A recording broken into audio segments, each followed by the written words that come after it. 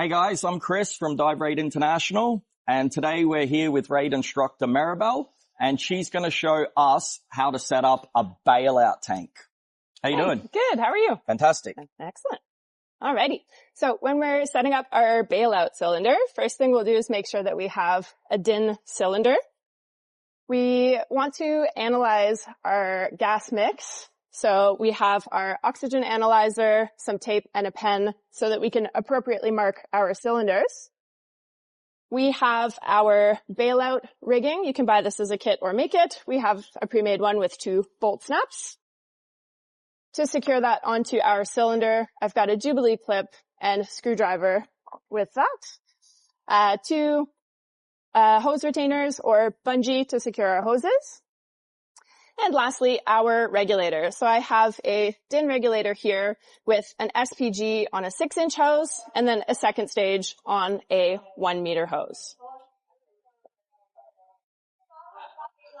So first thing we're going to do is analyze our cylinder. So my oxygen analyzer is on and it's already been calibrated. So we'll just analyze our cylinder here. So this bailout tank, while you're analyzing, this is used to bail out at the depth that you're diving. Exactly. So it's not a deco tank, so therefore it is using a partial pressure of 1.4. Correct. So if you're diving to 40 meters and your back gas is 28%, your bailout tank would be 28% as well. So if something happens to the back gas, we can bail out and continue breathing and abort the dive. Exactly, and the gas is going to be the same thing that we've planned with. Perfect. So we will mark up the cylinder after we have installed the rigging. All right. I'm going to start with our Jubilee clip and the tail of the rigging.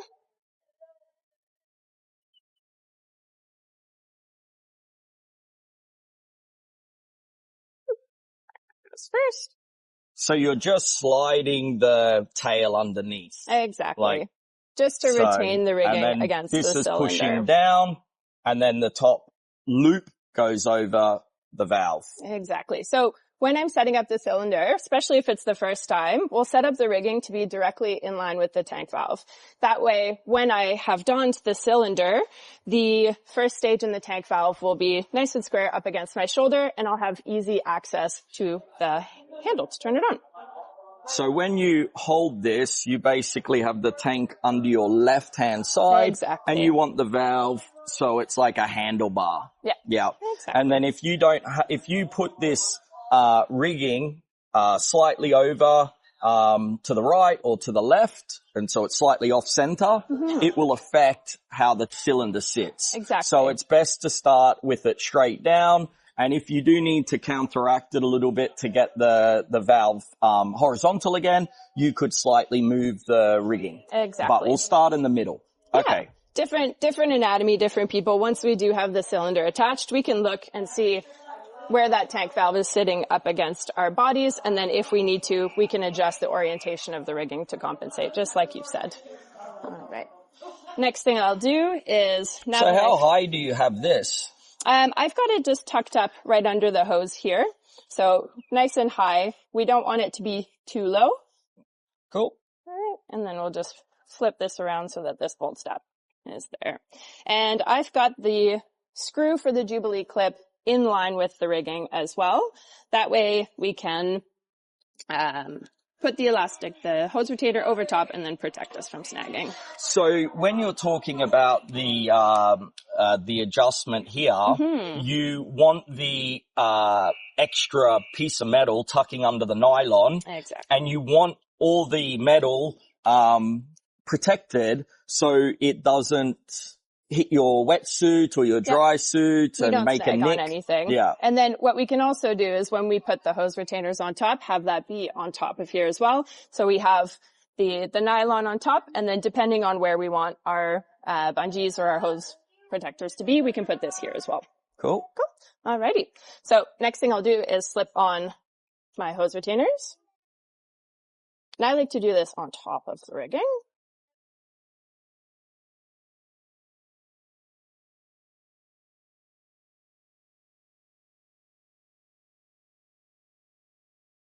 Oh yeah, so you cover the whole thing. So just extra protection. Now this is nice and smooth, so we can't get snagged on there. Nice.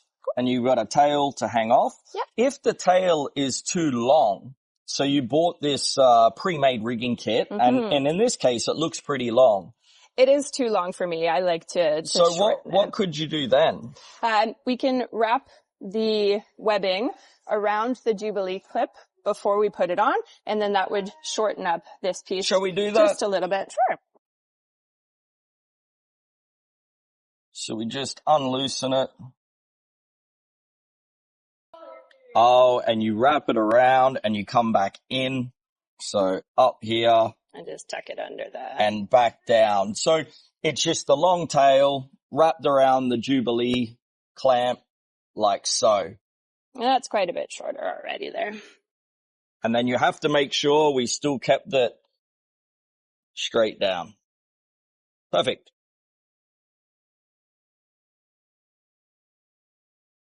Nice and solid on there. Excellent. And then back down over.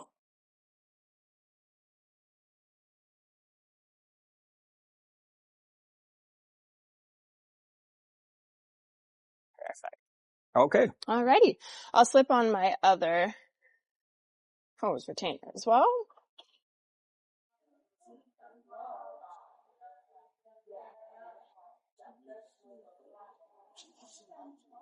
Perfect.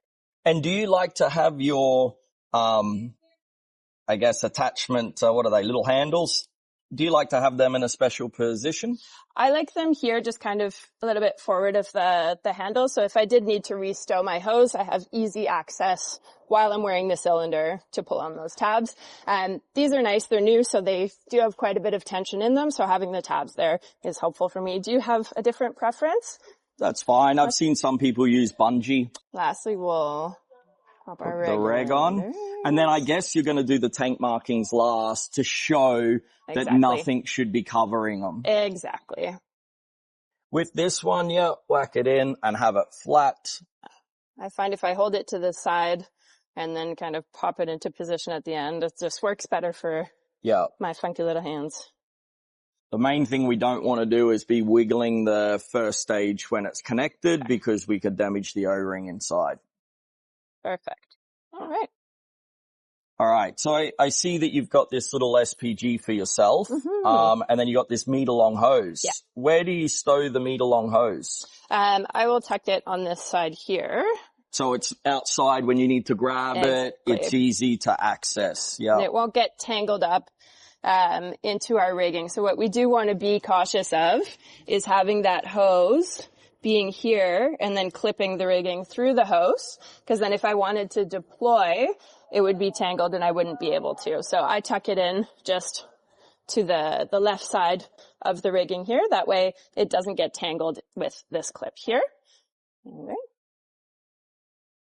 You can slide this down a little bit out of the way, but the main thing is it's underneath the hose retainers. Exactly. And you're using the mouthpieces just to hold it in place to keep it neat. This is nice and secure now. And then you said you've got a 6-inch SPG. Yeah. I've noticed that some people keep it down or some people like to, clamp it onto the first stage. It's a matter of preference. So I can show you how we could potentially secure this. Yep. So just using a little piece of line here with just an overhand knot here somewhere where it won't slide.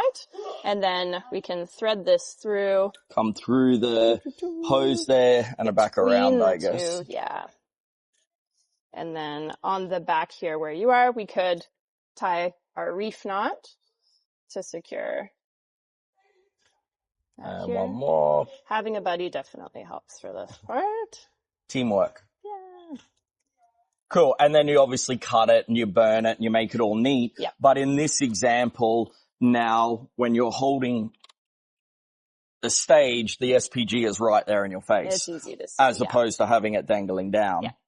I leave mine dangling down. I prefer that as well. But I see a lot of people have it this way. So it's an option. Personal preference. Exactly. As long as the SPG is on there, we can see how much gas there is. Perfect. Not a problem. And then I guess a very important part is the tank markings. We'll mark our cylinders. So we'll do multiple different markings that'll be visible for us, but also to our buddy that we're diving with. So first thing we could do is just on the top of the cylinder, we can put our I would put it flat, just flat along. And it's very important that when you put these markings on, that you spend the time to make sure the tape sticks. The last thing you want to do is jump into the water and your markings are coming off. That's not going to be helpful. Right. And I've seen so many different ways that people mark their tanks, but I guess the information is important. Exactly. So no matter which way they're marked, I usually see a name, so you know that it's your tank, which is quite important. I'll put that up here. All right, let's start.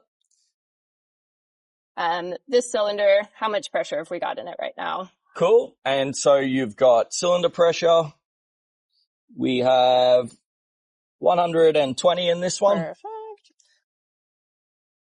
When we dive, it's always important to have a full tank. This is just for the demonstration. So, all right, it's got 120. And so you got your name. Why do you want to put how much gas you've got? If I was using this as a bailout, I could potentially have it for multiple dives and not use the gas in the dive. So by having the pressure that's in the cylinder at the start, when I am storing the cylinder, if there was to be a leak somewhere and I turn it on again and see that it's lower, then potentially maybe a small leak out of the neck of the valve here. And then other important information would maybe be the date. The date that I finalized it. So it just knows when you filled the tank and analyzed it. There we go. And then I would say the most important piece of information, in this case, we have a target operating depth and a maximum operating depth. Yes. So the target operating depth is 1.4. Yeah. The maximum operating depth is 1.6. Yes. Because this is a bailout tank that we'll be using to bail out at our working portion of the dive, we should be using 1.4. Exactly. It's not to be confused with a deco tank, which is accelerating the decompression by using higher mixes of oxygen. Yeah.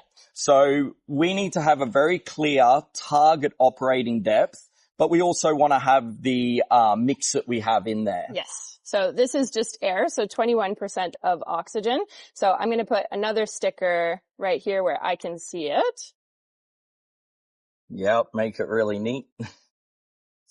Making sure it's really stuck on there, flattening out all of the bits. So for this cylinder, right at the top, I'm going to put 21% in nice big letters.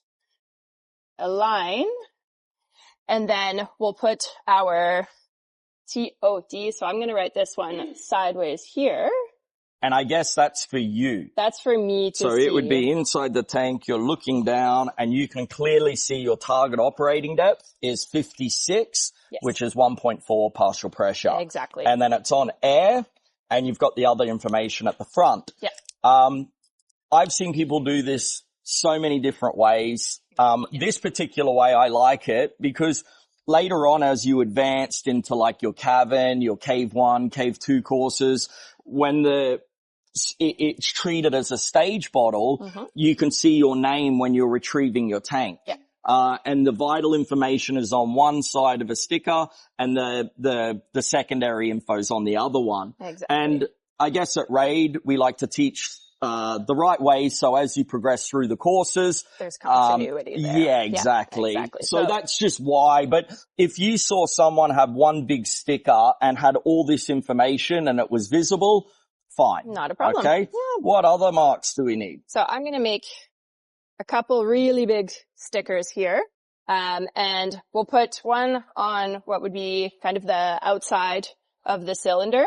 So we can either put it between our hose retainers or right at the bottom. I'll put it here, in the middle, right in the middle. And you'll double up on that because you're going to make, I guess, the TOD number big. Big, so that if my buddy did see it and look at our depth and say, okay, we're getting close to that, we could signal that we'll ascend.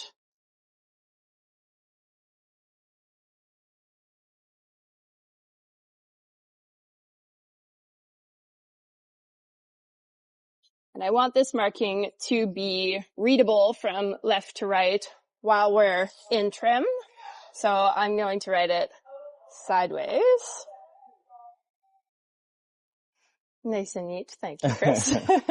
So the cylinder, when I'm wearing it, will be this way. So we'll put nice and big. I mean, sometimes you can get all these stickers pre-done by, with the, contents and the gas contents, where to put your initials, and it's like on a piece of tape, but it's not common, in every location. So if you don't, you just grab your, tape and a pen and do it the old fashioned way. Yeah. But you could also buy these fancy rolls that have all the information that you just fill out. You could also buy these stickers and have oxygen all the way down the side, or depending on what 21 meters, but this is a bailout. Yeah.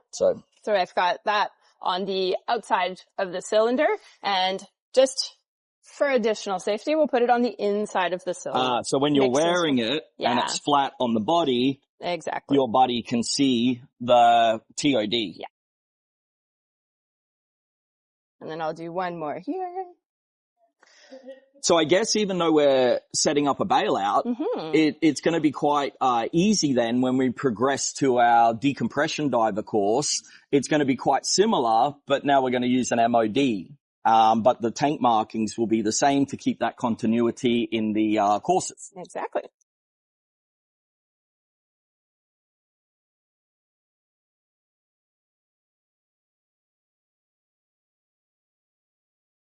And then again, with these markings on the side, I want to think, which direction do I need to write it so that it is legible while I'm wearing the cylinder? So this will be from bottom to top so that we can read it.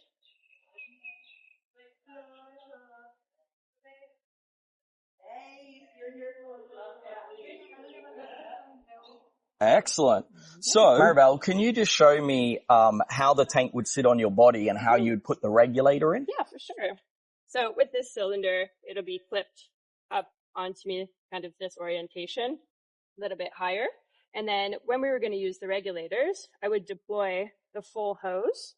It would wrap around and then come into my mouth from the right side.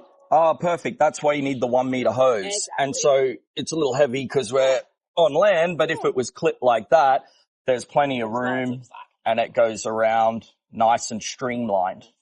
Thanks. Excellent. Well, I really appreciate you taking the time today to go through how to set up a bailout tank. Anytime. And yeah, hopefully I'll see you in the ocean soon. Sounds good.